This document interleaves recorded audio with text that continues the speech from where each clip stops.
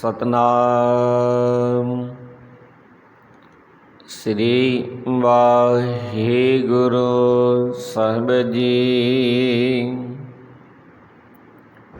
सतनाम श्री वाहिगुरु साहिब जी। आब हो सिखा सतगुरु की प्यारे हो, गावहु सची बाणी। बाणी ता गावहु गुरु केरी, बाणी आसरवाणी।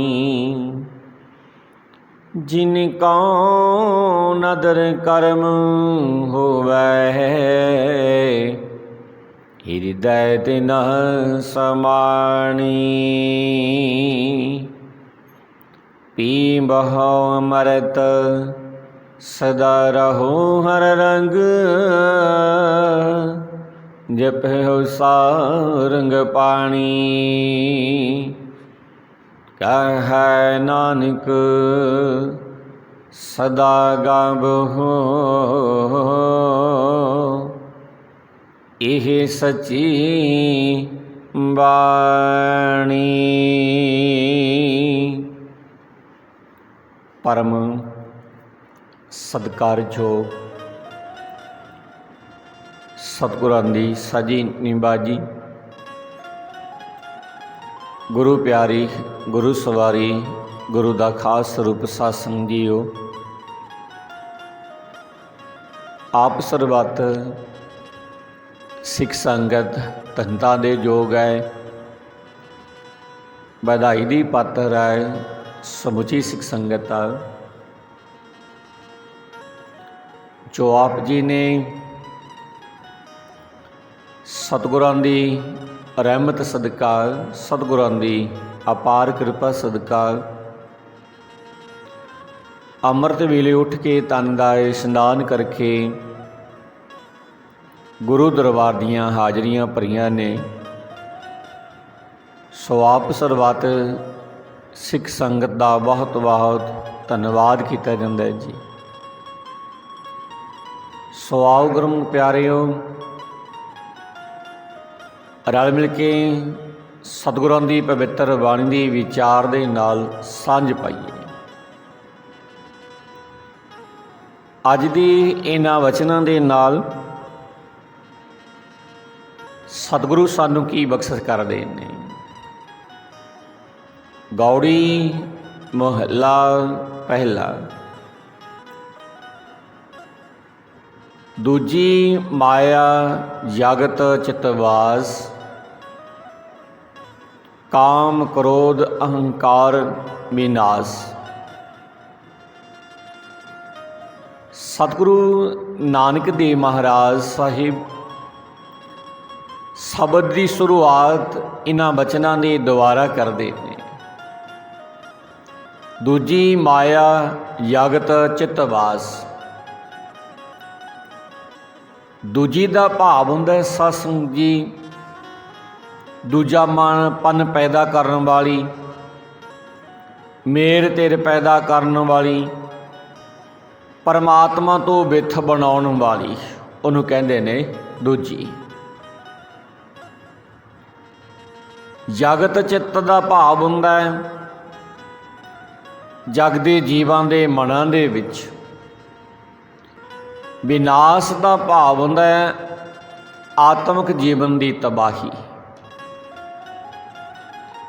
सतगुरु शब्द की शुरुआत इन्हां वचनां दे नाल करदे ने। तेरा हाउ वालियां पंक्तियां ने जड़ियां इन्हां दे द्वारा पक सकदे। दूजा कौन कहा नहीं कोई, सब मैं एक निरंजन सोई रहाओ। दूजा का भाव हुंदा है परमात्मा तो बिना होर कोई। कहां दा भाव हुंदा है मैं आखां। निरंजन का भाव हुंदा है माया के प्रभाव तो निरलेप। सतगुरु नानक देव महाराज इन्हां रहाओ वालियां पंक्तियां दे विच बख्शे करदे ने। पातशाह कहंदे सारे जीवां दे विच एक ओही अकाल पुरख वाहिगुरू परमेश्वर वस रहा है। सारे जीवां दे विच एक ओही परमात्मा वस रहा है जिस उत्ते माया का प्रभाव नहीं पै सकता। किते भी उस तो बिना कोई होर नहीं है। उस परमेश्वर तो वखरा बखरी होने वाला मैं कोई भी दस नहीं सकता जिहड़ा वो परमात्मा तो बिना कोई होर होवे।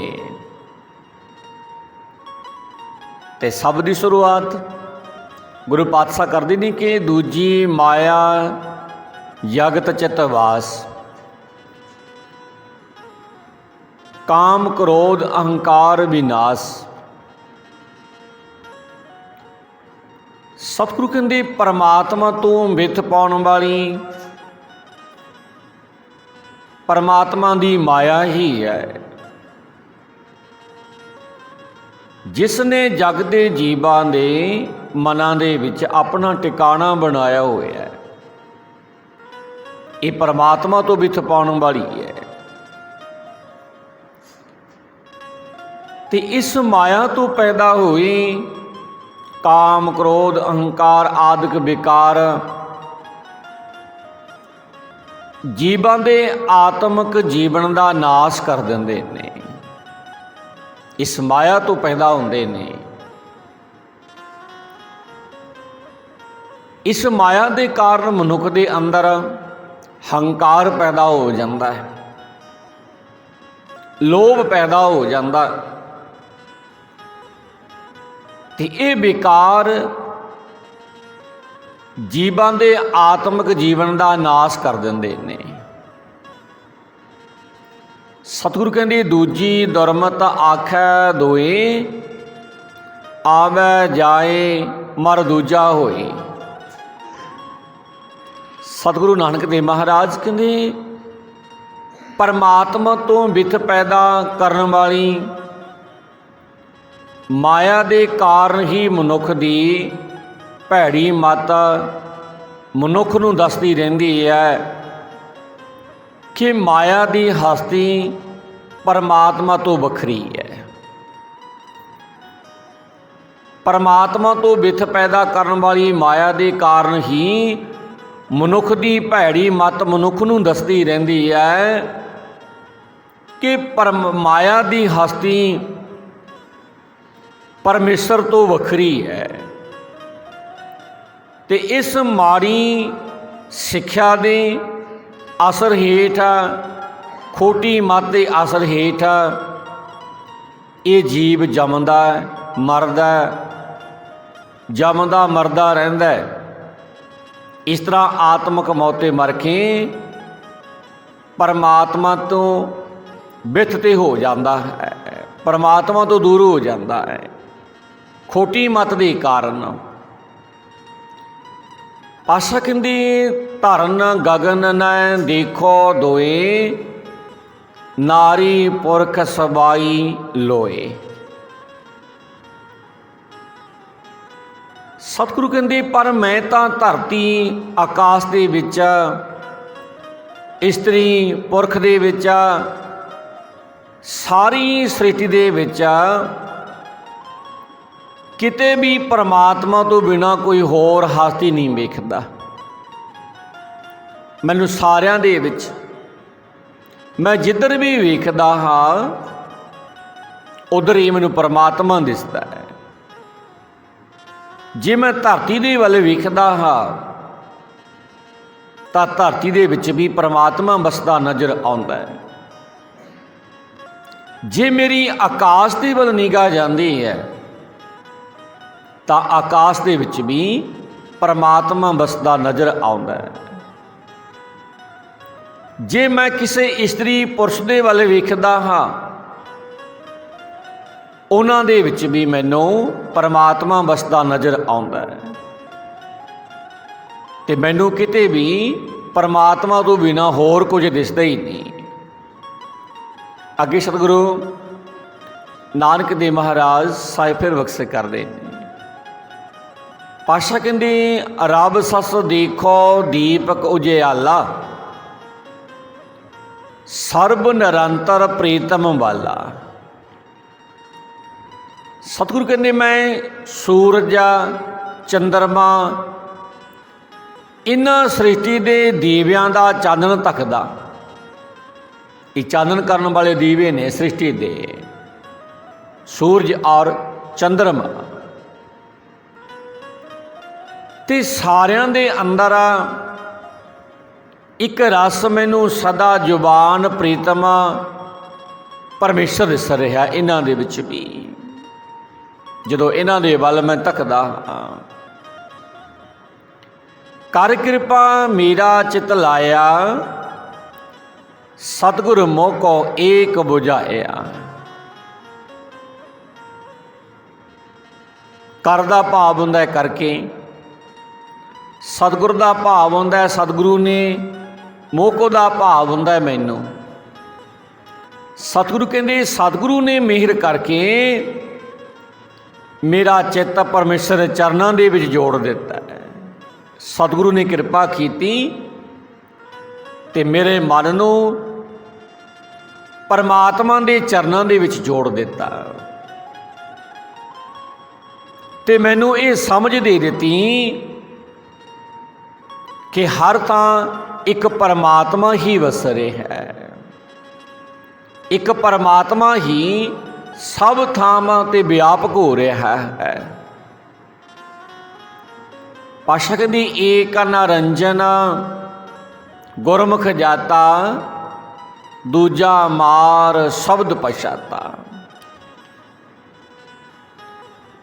ਸਤਿਗੁਰੂ ਇਹਨਾਂ ਵਚਨਾਂ ਦੇ ਨਾਲ ਬਖਸ਼ ਕਰਦੇ ਨੇ।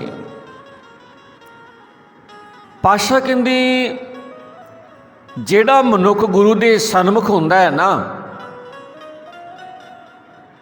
ਜਿਹੜਾ ਮਨੁੱਖ ਆਪਣੇ ਆਪ ਨੂੰ ਗੁਰੂ ਨੂੰ ਸਮਰਪਿਤ ਕਰ ਦਿੰਦਾ ਹੈ, ਉਹ ਮਨੁੱਖ ਗੁਰੂ ਦੇ ਸ਼ਬਦ ਦੀ ਬਰਕਤ ਦੇ ਨਾਲ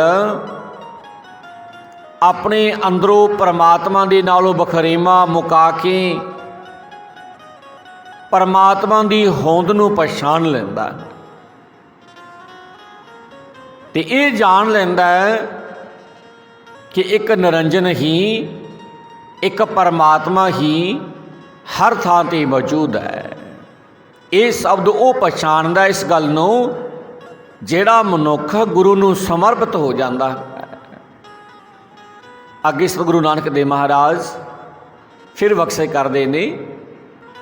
ਪਾਤਸ਼ਾਹ ਕਹਿੰਦੇ ਏਕੋ ਹੁਕਮ ਵਰਤੈ ਸਭ ਲੋਈ, ਏਕ ਸਤਿ ਸਭ ਓਪਤ ਹੋਈ। ਸਾਰੀ ਸ੍ਰਿਸ਼ਟੀ ਦੇ ਵਿੱਚ ਸਤਿਗੁਰੂ ਨਾਨਕ ਦੇਵ ਮਹਾਰਾਜ ਕਹਿੰਦੇ ਸਾਰੀ ਸ੍ਰਿਸ਼ਟੀ ਦੇ ਵਿੱਚ ਸਿਰਫ ਇੱਕ ਪਰਮਾਤਮਾ ਦਾ ਹੀ ਹੁਕਮ ਵਰਤ ਰਿਹਾ ਹੈ। ਸਾਰੀ ਸ੍ਰਿਸ਼ਟੀ ਦੇ ਵਿੱਚ ਸਿਰਫ ਇੱਕ ਪਰਮਾਤਮਾ ਦਾ ਹੁਕਮ ਚੱਲ ਰਿਹਾ ਹੈ। ਇੱਕ ਪਰਮਾਤਮਾ ਤੋਂ ਹੀ ਸਾਰੀ ਉਤਪਤੀ ਹੋਈ, ਸਾਰੀ ਸ੍ਰਿਸ਼ਟੀ ਦੀ ਸਾਜਨਾ ਹੋਈ ਤੇ ਸਾਰੀ ਸ੍ਰਿਸ਼ਟੀ ਦੇ ਵਿੱਚ ਪਰਮਾਤਮਾ ਵਿਆਪਕ ਹੋ ਰਿਹਾ ਹੈ। ਪਾਤਸ਼ਾਹ ਕਹਿੰਦੇ ਏਕੋ ਹੁਕਮ ਵਰਤੈ ਸਭ ਲੋਈ, ਏਕ ਸਤਿ ਸਭ ਓਪਤ ਹੋਈ। ਰਾਹ ਦੋ ਮੈਂ ਖਸਮ ਏਕੋ ਜਾਨ, ਗੁਰ ਕਾ ਸ਼ਬਦ ਹੁਕਮ ਪਛਾਨ। ਸਗਲ ਰੂਪ ਵਰਨ ਮਨ ਮਾਹੀ, ਕਹੋ ਨਾਨਕ ਏਕੋ ਸਾਲਾਹੀ। ਸਤਿਗੁਰੂ ਕਹਿੰਦੇ ਇੱਕ ਪਰਮੇਸ਼ਰ ਤੋਂ ਹੀ ਸਾਰੀ ਉਤਪਤੀ ਹੋਣ ਤੋਂ ਹੀ ਮਾਇਆ ਦੇ ਪ੍ਰਭਾਵ ਹੇਠ ਜਗਤ ਵਿੱਚ ਦੋਵੇਂ ਰਸਤੇ ਚੱਲ ਪੈਂਦੇ ਨੇ। ਇੱਕ ਪਰਮੇਸ਼ਰ ਤੋਂ ਹੀ ਸਾਰੀ ਉਤਪਤੀ ਹੋਣ 'ਤੇ ਵੀ ਮਾਇਆ ਦੇ ਪ੍ਰਭਾਵ ਹੇਠ ਜਗਤ ਵਿੱਚ ਦੋਵੇਂ ਰਸਤੇ ਚੱਲ ਪੈਂਦੇ ਨੇ, ਗੁਰਮੁਖਤਾ ਤੇ ਦੁਰਮਤਾ। ਇੱਕ ਗੁਰੂ ਦੀ ਸਿੱਖਿਆ ਲੈ ਕੇ ਚੱਲਣ ਵਾਲਾ, ਇੱਕ ਖੋਟੀ ਮੱਤ ਲੈ ਕੇ ਚੱਲਣ ਵਾਲਾ। ਪਰ ਹੇ ਭਾਈ, ਸਭ ਦੇ ਵਿੱਚ ਇੱਕ ਪਰਮਾਤਮਾ ਹੀ ਵਰਤਦਾ ਹੈ। ਹੇ ਭਾਈ, ਸਭ ਦੇ ਵਿੱਚ ਇੱਕ ਪਰਮਾਤਮਾ ਨੂੰ ਹੀ ਵਰਤਦਾ ਜਾਣ। ਗੁਰੂ ਦੇ ਸ਼ਬਦ ਵਿੱਚ ਜੁੜ ਕੇ ਸਾਰੇ ਜਗਤ ਵਿੱਚ ਪਰਮਾਤਮਾ ਦਾ ਹੀ ਹੁਕਮ ਚੱਲਦਾ ਪਛਾਣ ਲਿਆ ਵੀ ਸਾਰਿਆਂ ਦੇ ਵਿੱਚ ਪਰਮਾਤਮਾ ਵਸਦਾ ਹੈ ਤੇ ਹਰ ਥਾਂ ਪਰਮਾਤਮਾ ਦਾ ਹੁਕਮ ਚੱਲ ਰਿਹਾ ਹੈ। ਸਤਿਗੁਰੂ ਕਹਿੰਦੇ, ਹੀ ਨਾਨਕ ਆਖ ਮੈਂ ਉਸ ਇੱਕ ਪਰਮਾਤਮਾ ਦੀ ਹੀ ਸਿਫਤ ਸਲਾਹ ਕਰਦਾ ਹੈ, ਜੋ ਸਾਰੇ ਰੂਪਾਂ ਦੇ ਵਿੱਚ, ਸਾਰੇ ਵਰਨਾਂ ਦੇ ਵਿੱਚ ਤੇ ਸਾਰੇ ਜੀਵਾਂ ਦੇ ਮਨਾਂ ਦੇ ਵਿੱਚ ਜਿਹੜਾ ਇੱਕ ਅਕਾਲ ਪੁਰਖ ਵਾਹਿਗੁਰੂ ਪਰਮੇਸ਼ਰ ਵਿਆਪਕ ਰਿਹਾ ਹੈ। ਮੈਂ ਉਸ ਦਾ ਸਿਫਤ ਸਲਾਹ ਕਰਦਾ। ਗੌੜੀ ਮਹਲਾ ਪਹਿਲਾ। ਅਧਿਆਤਮ ਕਰਮ ਕਰੈ ਤਾਂ ਸਾਚਾ, ਮੁਕਤ ਭੇਦ ਕਿਆ ਜਾਣੈ ਕਾਚਾ। ਅਧਿਆਤਮਕ ਦਾ ਭਾਵ ਹੁੰਦਾ ਸਤਸੰਗੀ, ਆਤਮਾ ਸੰਬੰਧੀ, ਆਤਮਿਕ ਜੀਵਨ ਸੰਬੰਧੀ। ਅਧਿਆਤਮਕ ਕਰਮ ਦਾ ਭਾਵ ਹੁੰਦਾ ਆਤਮਿਕ ਜੀਵਨ ਨੂੰ ਉੱਚਾ ਕਰਨ ਵਾਲੇ ਕਰਮ, ਚੰਗੇ ਕਰਮ। ਸਤਿਗੁਰੂ ਨਾਨਕ ਦੇਵ ਮਹਾਰਾਜ ਸਭ ਦੀ ਸ਼ੁਰੂਆਤ ਇਹਨਾਂ ਵਚਨਾਂ ਦੇ ਨਾਲ ਕਰਦੇ ਨੇ ਤੇ ਇਸ ਸਭ ਦੀਆਂ ਜਿਹੜੀਆਂ ਰਹਾਉ ਵਾਲੀਆਂ ਪੰਕਤੀਆਂ ਨੇ, ਪਾਤਸ਼ਾਹ ਕਹਿੰਦੇ, ਐਸਾ ਜੋਗੀ ਜੁਗਤ ਵਿਚਾਰੈ, ਪੰਚ ਮਾਰ ਸਾਚ ਉਰ ਧਾਰੈ ਰਹਾਉ। ਐਸਾ ਦਾ ਭਾਵ ਹੁੰਦਾ ਅਜਿਹਾ ਬੰਦਾ। ਜੁਗਤ ਦਾ ਭਾਵ ਹੁੰਦਾ ਸਹੀ ਜੀਵਨ ਦੀ ਜਾਂਚ। ਪੰਚ ਦਾ ਭਾਵ ਹੁੰਦਾ ਪੰਜੇ ਵਿਕਾਰ, ਕਾਮ, ਕ੍ਰੋਧ, ਲੋਭ, ਮੋਹ, ਹੰਕਾਰ। ਉਰ ਦਾ ਭਾਵ ਹੁੰਦਾ ਹਿਰਦੇ ਦੇ ਵਿੱਚ। ਇਹਨਾਂ ਰਹਾਉ ਵਾਲੀਆਂ ਪੰਕਤੀਆਂ ਦੇ ਵਿੱਚ ਸਤਿਗੁਰੂ ਨਾਨਕ ਦੇਵ ਮਹਾਰਾਜ ਸਾਹਿਬ ਬਖਸ਼ੇ ਕਰਦੇ ਨੇ ਕਿ ਐਸਾ ਜੋਗੀ ਜੁਗਤ ਵਿਚਾਰੈ, ਪੰਚ ਮਾਰ ਸਾਚ ਉਰ ਧਾਰੈ ਰਹਾਉ। ਸਤਿਗੁਰੂ ਕਹਿੰਦੇ ਅਜਿਹਾ ਬੰਦਾ, ਜਾਂ ਇੱਦਾਂ ਕਹਿ ਲਓ ਅਜਿਹਾ ਜੋਗੀ। ਅਜਿਹਾ ਜੋਗੀ ਅਖਵਾਉਣ ਦਾ ਹੱਕਦਾਰ ਹੋ ਸਕਦਾ ਹੈ। ਜਿਹੜਾ ਇਹੋ ਜਿਹਾ ਬੰਦਾ ਹੈ ਉਹ ਜੋਗੀ ਅਖਵਾਉਣ ਦਾ ਹੱਕਦਾਰ ਹੋ ਸਕਦਾ ਹੈ ਜੋ ਜੀਵਨ ਦੀ ਸਹੀ ਜੁਗਤ ਨੂੰ ਸਮਝਦਾ ਹੈ, ਜਿਉਣ ਦੇ ਢੰਗ ਨੂੰ ਜਿਹੜਾ ਸਮਝਦਾ ਹੈ, ਉਹ ਅਸਲ ਜੋਗੀ ਅਖਵਾਉਣ ਦਾ ਹੱਕਦਾਰ ਹੈ। ਉਹ ਜੀਵਨ ਜੁਗਤ ਇਹ ਹੈ, ਜਿਹੜੀ ਜੀਵਨ ਜੁਗਤ ਸਮਝਣੀ ਕਿਹੜੀ ਹੈ। ਅਸਲ ਜੋਗੀ ਕੌਣ ਹੈ? ਜੋ ਜੀਵਨ ਜੁਗਤ ਦੀ ਸਹੀ ਜੁਗਤ ਸਮਝਦਾ ਹੈ ਤੇ ਜੀਵਨ ਜੁਗਤ ਸਤਿਗੁਰੂ ਨਾਨਕ ਦੇਵ ਮਹਾਰਾਜ ਦੱਸਦੇ ਨੇ, ਕਹਿੰਦੇ ਕਿ ਆਹ ਜੀਵਨ ਜੁਗਤ ਹੈ।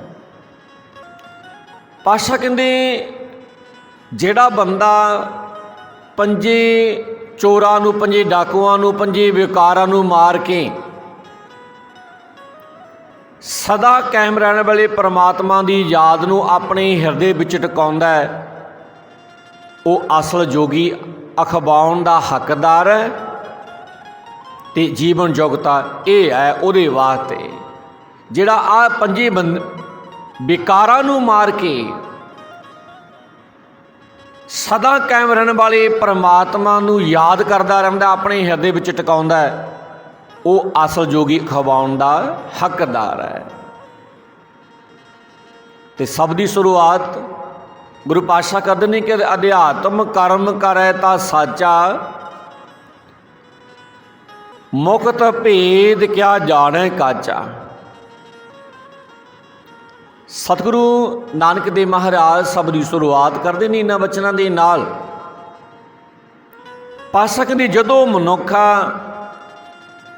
ਆਤਮਿਕ ਜੀਵਨ ਨੂੰ ਉੱਚਾ ਕਰਨ ਵਾਲੇ ਕਰਮ ਕਰਦਾ ਹੈ, ਭਾਵ ਜਾਂ ਇੱਦਾਂ ਕਹਿ ਲਓ ਵੀ ਜਦੋਂ ਮਨੁੱਖ ਆਪਣੀ ਜ਼ਿੰਦਗੀ ਨੂੰ ਸੰਵਾਰਨ ਵਾਸਤੇ ਚੰਗੇ ਕਰਮ ਕਰਨੇ ਸ਼ੁਰੂ ਕਰ ਦਿੰਦਾ ਹੈ। ਚੰਗੇ ਕਰਮ ਕਿਹੜੇ ਨੇ? ਆਪਣੇ ਜੀਵਨ ਦਾ ਜਿਹੜਾ ਮਨੋਰਥ ਲੈ ਕੇ ਅਸੀਂ ਮਾਤ ਲੋਕ ਤੇ ਆਏ ਹਾਂ, ਪਰਮਾਤਮਾ ਦੀ ਬੰਦਗੀ ਕਰਕੇ ਪਰਮਾਤਮਾ ਦੇ ਨਾਲ ਅਭੇਦ ਹੋਣ ਦਾ ਜੋ ਮਨੋਰਥ ਹੈ ਸਾਡਾ ਜ਼ਿੰਦਗੀ ਦਾ, ਆ ਮਨੁੱਖਾ ਸਰੀਰ ਦਾ, ਜਦੋਂ ਮਨੁੱਖ ਆਤਮਿਕ ਜੀਵਨ ਨੂੰ ਉੱਚਾ ਕਰਨ ਵਾਲੇ ਚੰਗੇ ਕਰਮ ਕਰਦਾ ਹੈ ਨਾ, ਤਦੋਂ ਹੀ ਉਹ ਸੱਚਾ ਜੋਗੀ ਹੈ।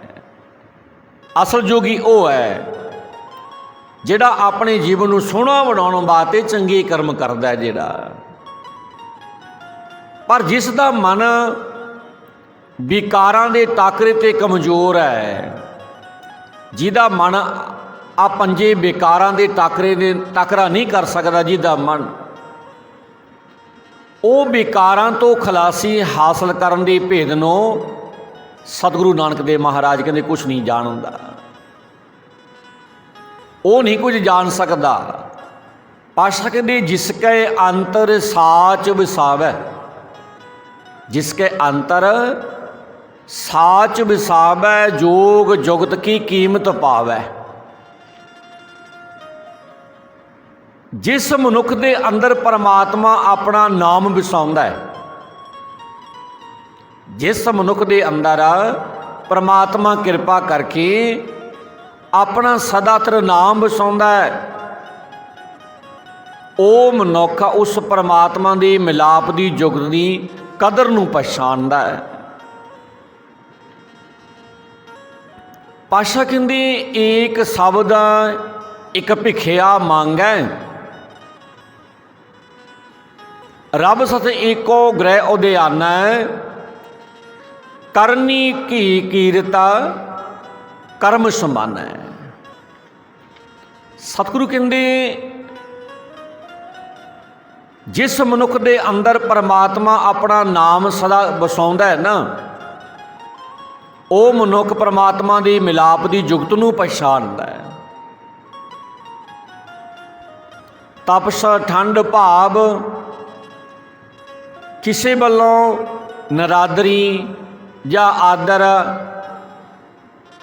ਘਰ ਵਿੱਚ ਰਹਿੰਦੇ ਆ ਜਾਂ ਜੰਗਲ ਦੇ ਵਿੱਚ ਰਹਿੰਦੇ ਆ, ਨਿਰਮੋਹ ਰਵੱਈਆ ਉਸ ਨੂੰ ਇੱਕ ਸਮਾਨ ਦਿਸਦੇ ਨੇ, ਚਾਹੇ ਉਹ ਘਰ ਦੇ ਵਿੱਚ ਰਹਿੰਦਾ ਹੋਵੇ, ਚਾਹੇ ਉਹ ਜੰਗਲ ਦੇ ਵਿੱਚ ਰਹਿੰਦਾ ਹੋਵੇ, ਚਾਹੇ ਕੋਈ ਉਹਦਾ ਨਰਾਦਰ ਕਰੀ ਜਾਵੇ, ਚਾਹੇ ਕੋਈ ਉਹਦਾ ਆਦਰ ਕਰੀ ਜਾਵੇ, ਜਿਹਨੂੰ ਇੱਕ ਸਮਾਨ ਦਿਸਦੇ ਨੇ।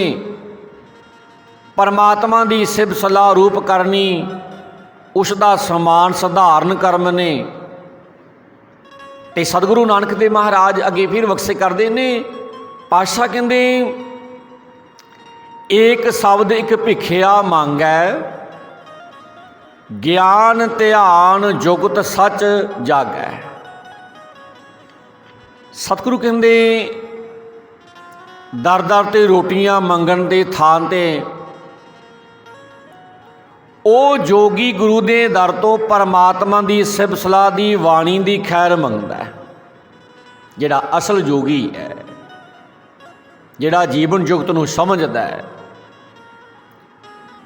ਉਹ ਦਰ ਦਰ ਤੇ ਰੋਟੀਆਂ ਮੰਗਣ ਦੀ ਥਾਂ ਤੇ ਉਹ ਜੋਗੀ ਗੁਰੂ ਦੇ ਦਰ ਤੋਂ ਪਰਮਾਤਮਾ ਦੀ ਸਿਫਤ ਸਲਾਹ ਦੀ ਬਾਣੀ ਦੀ ਖੈਰ ਮੰਗਦਾ ਤੇ ਉਸ ਦੇ ਅੰਦਰ ਪਰਮਾਤਮਾ ਦੇ ਨਾਲ ਡੂੰਘੀ ਸਾਂਝ ਪੈਂਦੀ ਹੈ, ਉਸ ਦੀ ਉੱਚੀ ਸੁਰਤ ਜਾਗ ਪੈਂਦੀ ਹੈ ਤੇ ਉਸ ਦੇ ਅੰਦਰ ਸਿਮਰਨ ਰੂਪ ਜੁਗਤ ਜਾਗ ਪੈਂਦੀ ਹੈ। ਉਸ ਮਨੁੱਖ ਦੇ ਅੰਦਰ ਜਿਹੜਾ ਪਰਮਾਤਮਾ ਦੇ ਦਰ ਤੋਂ ਪਰਮਾਤਮਾ ਦੀ ਪਵਿੱਤਰ ਬਾਣੀ ਦੀ ਖੈਰ ਮੰਗਦਾ ਜਿਹੜਾ ਮਨੁੱਖ।